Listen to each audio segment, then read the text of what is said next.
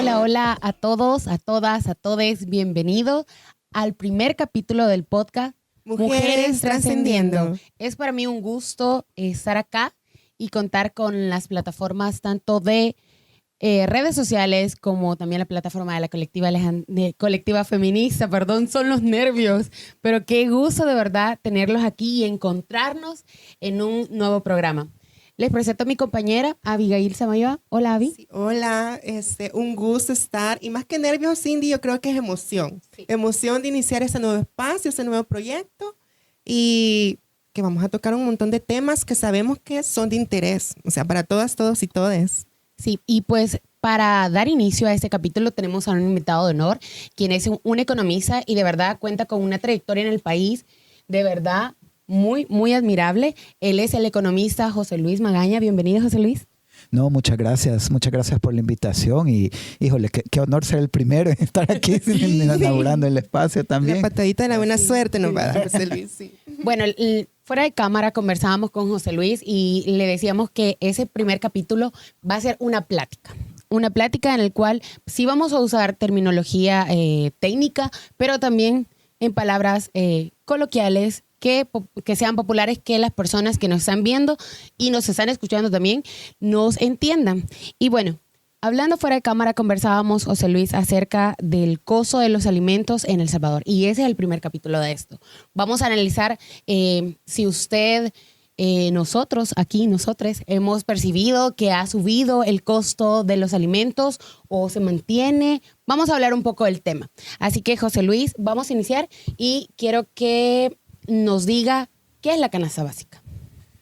Fíjate que esta es una primera pregunta bien interesante porque yo creo, casi siempre que hemos hecho este ejercicio, sobre todo con comunidades, con personas, el tema es que lo que pensamos que es la canasta básica no es lo que se está midiendo como canasta básica.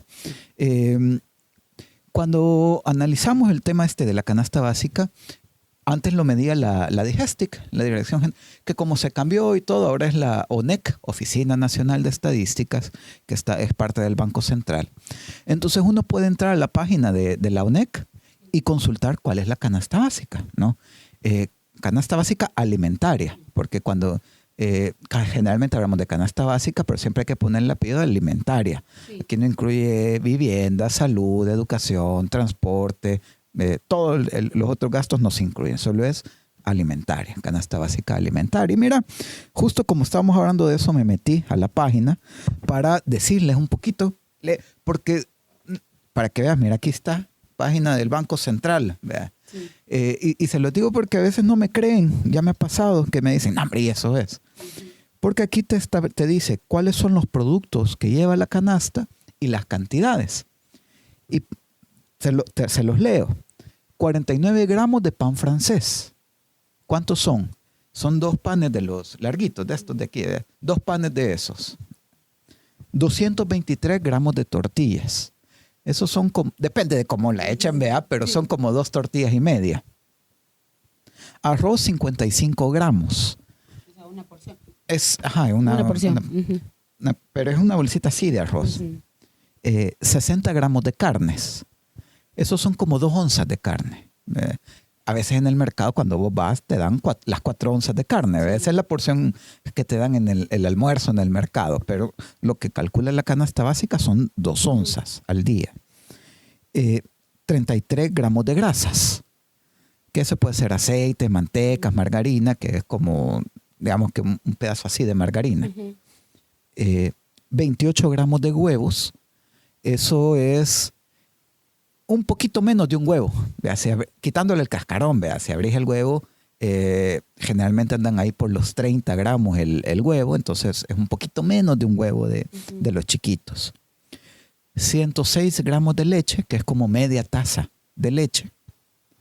79 gramos de frijoles, que es otro puchito, así es la bolsita. Justo ayer estuve haciendo un ejercicio de esto lástima que no me traje las bolsitas, pero era un puchito así de frijoles, así. 127 gramos de verduras. Es un tomate y un pedacito de chile. Con eso cumplí 127 gramos de verduras. 157 gramos de frutas, que es más o menos una manzana de las galas, no las rojas, vea, grandotas, sino las galas, las pintaditas.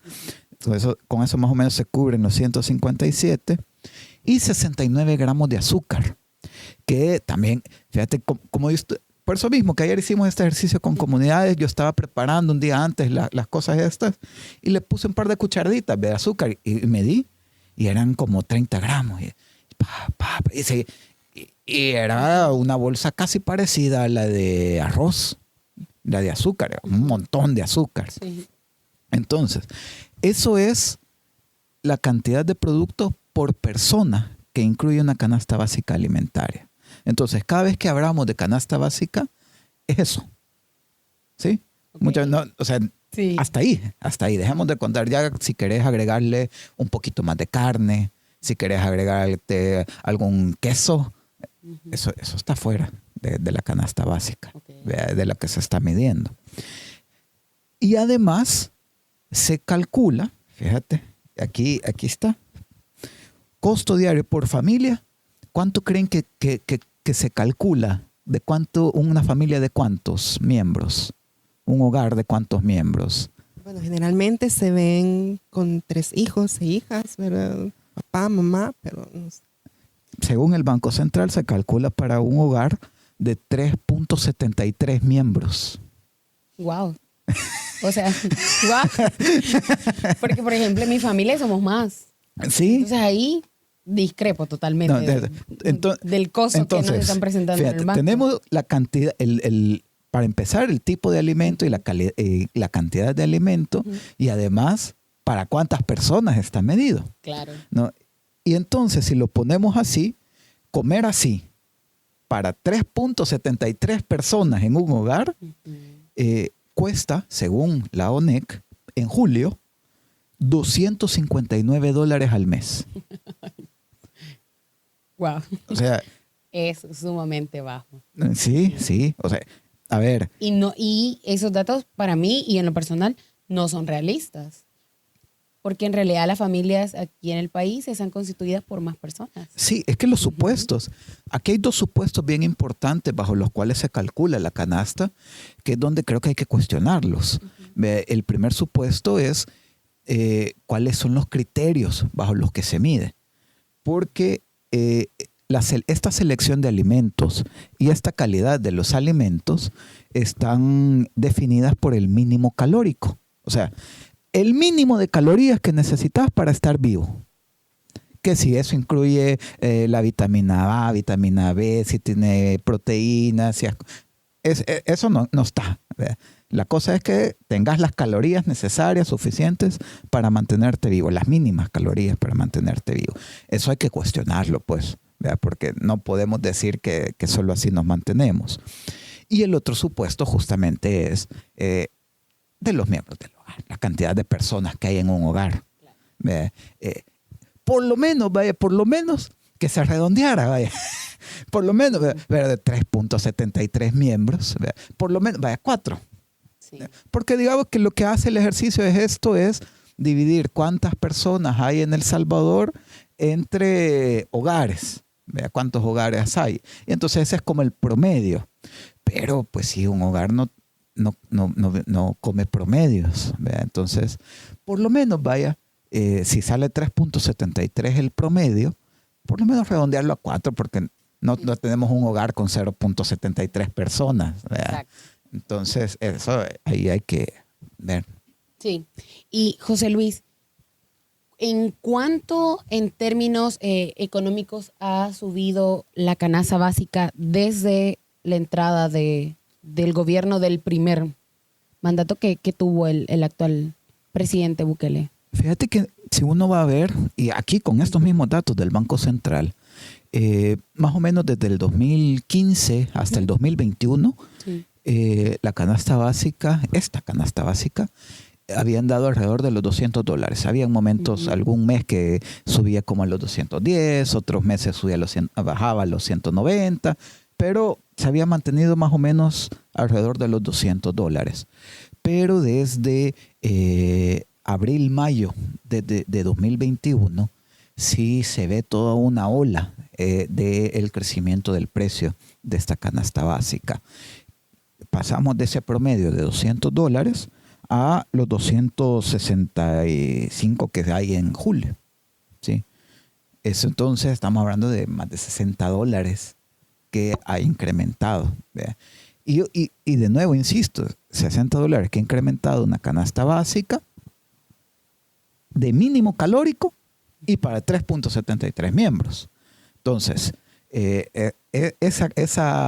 incremento de $60 es mucho mayor si incluís una canasta básica real. Sí, y hace un par de meses se dio una iniciativa, bueno, una propuesta desde el Ejecutivo de la suspensión del DAI por 10 años.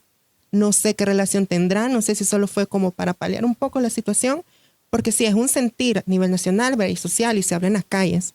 Entonces, ¿qué relación tiene o cómo lo interpretaría usted?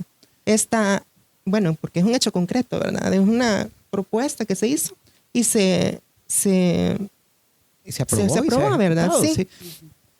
Eso es bien interesante. Bueno, una cosa que creo que hay que no me gusta a mí es que estos problemas son problemas estructurales, ¿sí? Pero lastimosamente el gobierno les toma atención cuando se hacen virales. Vea, si eso no está en TikTok, en redes sociales, No existe, no existe para el gobierno. Vea, entonces, bueno, cuando estalló ya demasiado en redes sociales el tema del costo de los alimentos, se anunciaron esa medida, ¿no? De la suspensión de aranceles para la importación. Pero solo fueron en ciertos productos. Y fíjate, aquí, ¿qué es lo que pasa? ¿Qué es lo que pasa? En la canasta básica, las verduras, aquí, ¿qué pasa? No las producimos en El Salvador. El 90% las compramos de fuera. ¿Y de dónde las compramos? De Guatemala, De los países de centroamericanos, Honduras, la mayoría. Lácteos de Nicaragua. ¿Y qué pasa con eso? Que ya tenemos tratados comerciales con Honduras, con Guatemala, con Nicaragua, donde lo que nos compramos y lo que le vendemos El famoso TLC, ya no tienen aranceles. Entonces, estás anunciando que le vas a quitar aranceles a productos que se los compramos a países con los que ya tenemos acuerdos para no pagar aranceles. Entonces, pues sí, ¿cuál va a ser el efecto que va a tener esa medida? ¿No? O sea, quitarle algo a algo que no tiene. Tiene ya. Entonces, lo que algunas veces he visto porque ahí en redes sociales siempre dicen, pero es que vos no sé qué, no tenés visión de largo. Aquí hay que apostarle afuera de la región. ¿Qué significa eso? ¿Qué? Vamos a traer tomates de Rusia, vamos a traer chiles de Arabia Saudita. Porque eso sí, con esos no tenemos acuerdos comerciales, esos sí entrarían con aranceles y para eso sí aplicaría, pero a ver, agreguémosle ahí todo el costo que tiene el transporte que no es aquí a la par en Guatemala, ¿no? Entonces, también hay que tener mucho cuidado cuando estas medidas se anuncian con gran ruido, con mucha bulla, pero que muchas veces tienen como estas cascaritas que hay que ver y que justamente uno puede revisar los datos. Cuando todo esto estaba sonando, ahí por mayo, la canasta básica estaba por los $256. Para julio fueron 264. Entonces, la canasta sigue subiendo, los precios han seguido subiendo. Recordemos que esa canasta que es ahí solo son para 3 personas. 3.73 personas por hogar. No es realista realmente esa canasta. Entonces, esto, José Luis, obviamente aumenta la brecha que existe entre el pueblo y el gobierno, porque vemos en las noticias, por ejemplo, que ganan salarios, obviamente, que un salvadoreño común y muchas veces con más diplomas, con más estudios, no puede llegar a obtener tan fácilmente. Entonces, y la gran mayoría de hogares salvadoreños son cabezas de hogar las mujeres. Eso también es algo importante que recalcar, porque eso también es parte de la violencia que vivimos las mujeres. Pero ahora, mi pregunta es, ¿tú crees, muy personalmente, que el gobierno con la medida, por ejemplo, que hace poco, cuando se dio todo ese tema del aumento de la canasta básica, que todos los medios lo pusieron en el ojo del público, ¿tú crees que esa medida de los, por ejemplo, de los agromercados, ¿verdad? Sea buena, sea mala, vino realmente a ayudar a la economía de los hogares salvadoreños? ¿O por qué tú crees que sea al final esa medida? A ver, una aclaración no solo para los agromercados. Creo que cuando hablamos de economías y de decisiones de política económica, la mayoría de las veces hay que tener cuidado de no hablar de lo bueno, esto es bueno o malo. O sea, en general las decisiones tienen oportunidades y tienen riesgos. Lo importante es saber si las oportunidades que hay compensan los riesgos. Ahí es donde uno tiene que valorar siempre. Ahora, ¿qué es lo que pasa con esto de los agromercados? Es que el problema fundamental de la alimentación en El Salvador es la producción. Está en la parte de la producción. Si vamos a revisar datos del Banco Central de Reserva, dice que la producción agrícola en los últimos 5 años ha tenido una caída de 2%. ¿Qué quiere decir eso? Que si en el 2019 se producían $100 en agrícola, en el año pasado se produjeron 98. O sea, hay menos comida. Se está produciendo menos comida, pero hay más gente. Entonces, y esa falta de producción se está compensando con las importaciones, ¿no? Y cuando tenés que compensar con importaciones, ahí tenés que agregarle el costo del petróleo, todos los costos asociados que implica la importación. Entonces, el problema está en la producción. El problema fundamental está en la producción. El agromercado entra más en la esfera de la circulación, de la comercialización, ¿sí?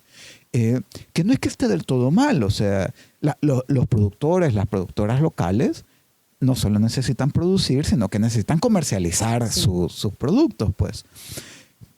Pero si estás fortaleciendo la comercialización sin fortalecer la producción, al final de cuentas, ¿de dónde se va a estar alimentando estos agromercados? Sí. Y ese es el gran problema, el gran tema. De momento no tenemos información de quién está abasteciendo y cómo se están abasteciendo los agromercados, ¿no? Porque al final de cuentas, si los agromercados se están abasteciendo de importaciones, entonces quienes están siendo beneficiados de los agromercados son los importadores, no tanto los productores y las productoras. Y entonces eso implicaría que se estaría generando una política pública que pone en desventaja a los productores locales y a las productoras locales, ¿sí? De manera institucionalizada. Sí. Entonces ahí el tema es quién está abasteciendo a los agromercados. O sea, porque al final solo serían actores como comerciales, ¿verdad? O sea, ellos solo comercializan el producto, pero no lo generan, no lo producen. Así es. Y dependerían completamente siempre de las importaciones. Así es, por eso lo importante es no solo ver, o sea, la comercialización es importante, pero es una parte de la cadena. La otra parte es la producción.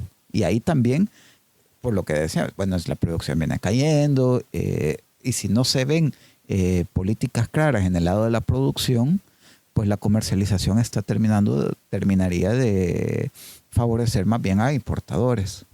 A mí, con eso que tú estabas mencionando, me surge una duda ahorita. Eso quiere decir que actualmente aquí en el país las autoridades, por ejemplo el Ministerio de Agricultura, no tienen algún tipo de plan para los agricultores, ya sean de pequeños, mediana, más alta distribución local.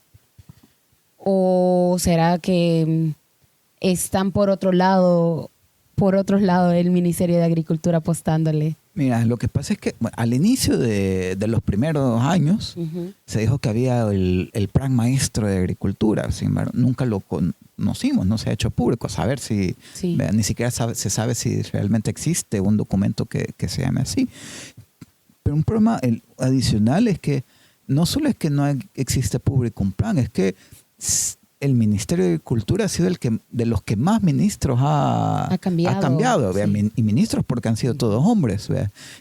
Entonces, pues sí, si no tenés claro, si ni siquiera tenés fija más o menos a una persona que está liderando, pues tampoco tenés las apuestas estratégicas de cómo se puede ir moviendo eso, Sí. ¿no? Y eso otra vez lo puedes ver reflejado en el presupuesto. Uno de los programas más importantes en el tema agrícola ha sido la entrega de paquetes. Yo también le tengo mis críticas a cómo se ha dado siempre ese programa, pero pasa algo.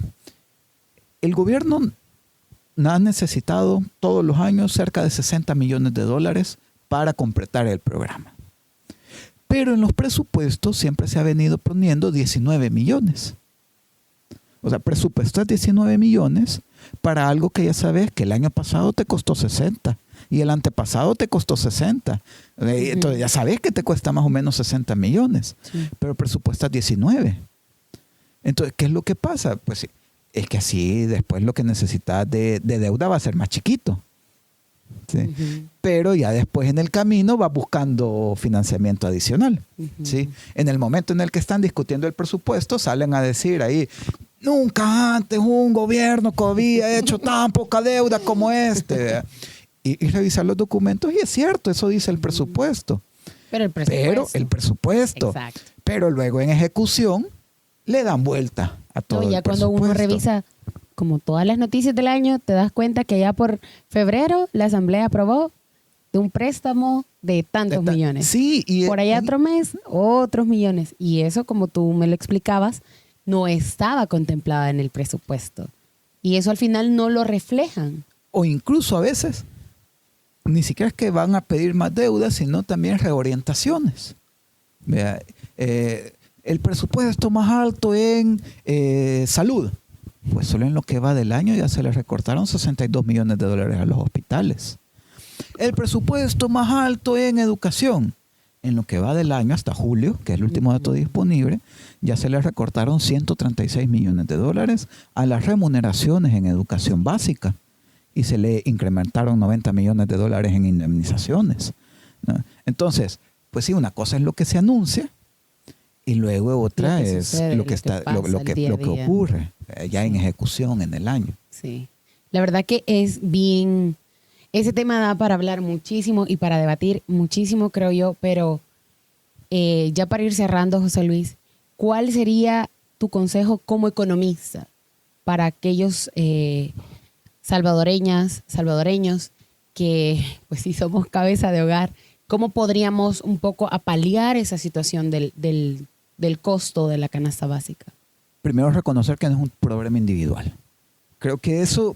ahorita estamos en un momento, y no solo en el país, a nivel global, donde te están diciendo que si no sos exitoso, tener dinero y casa y carro y tal, es tu culpa porque andas tomando cafés.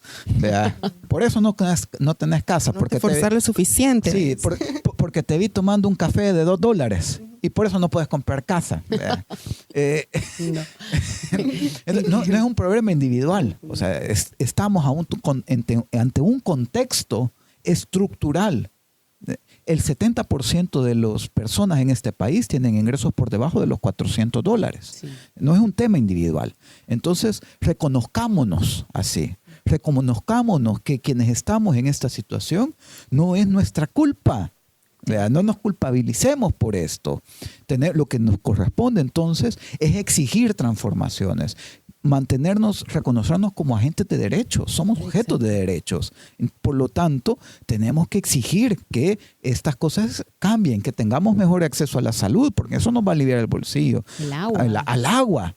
Que de hecho el incremento de los hogares que no tienen acceso al agua en estos años ha sido fuerte. Sí. O sea, según datos de la encuesta de hogares misma del Banco Central. Entonces creo que ese es un elemento fundamental ahorita. Sí, y muchas gracias, José Luis, por tus aportes. De verdad que son valiosos y nos hacen pensar y también nos hacen cuestionar a las autoridades del por qué no lo está llevando a cabo, por qué no tienen un plan realmente que nos presentan a todos, para mermar esas situaciones. Sí, muchísimas gracias, porque algunas veces, ¿verdad? En nuestro día a día no nos detenemos o no tenemos el tiempo, la oportunidad para analizar realmente, ¿verdad? Porque sí, como mencionaban durante aquí toda la platicadita, sí nos muestran como que sí están haciendo mecanismos, ¿verdad? Se están implementando mecanismos para paliar la situación, pero realmente vemos de que después de eso, después de que se crea ese discurso para manejar nuestra percepción de cómo se está trabajando, sí, ¿verdad? Vienen los cambios y al final seguimos en la misma situación. Sí. Y de verdad que hay mucho que cuestionar, creo yo. No, si usted usa redes sociales, pregunte ahí, escriba, deje su comentario. Y también nosotros hicimos una encuesta en nuestro perfil de Instagram y preguntamos que si personalmente ustedes habían percibido el costo de los alimentos, se habían incrementado, se habían mantenido, qué había pasado. Y la mayoría de personas que nos contestaron pues fue sí, ha habido un costo. Incluso hasta nos dijeron de que hasta demasiado, vea.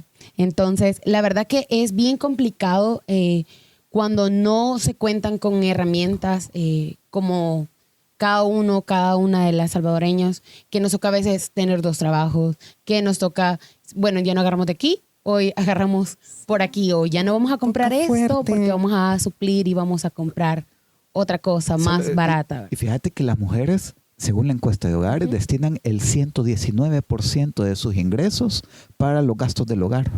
O sea, todo y un poquito más.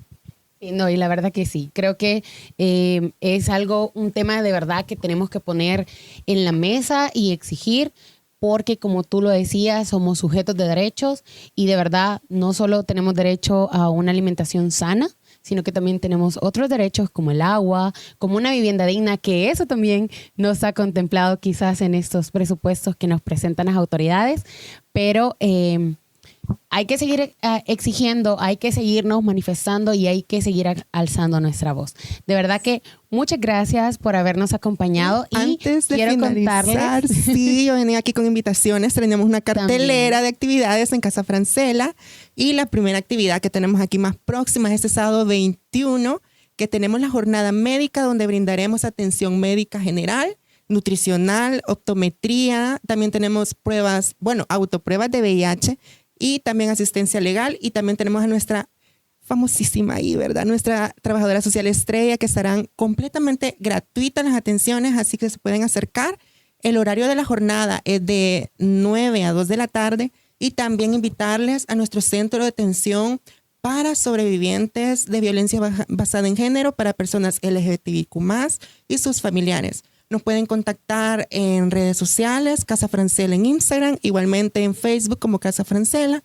Nos pueden escribir para mayor información y también, como último pero no menos importante, invitarles para que vengan, para que nos sintonicen el siguiente viernes también acá a las 11 de la mañana con otro tema que interesantísimo. Gracias. No, y también gracias a José Luis por su tiempo y disposición de venirnos a compartir esos conocimientos. Y la verdad que muchas gracias a usted que estuvo conectado y nos estuvo escuchando, tanto en la plataforma de la colectiva como que nos estuvo viendo en nuestras redes sociales. Les agradecemos y su cita es el próximo viernes a las 11 de la mañana. Los esperamos aquí mismo. Gracias y buen día.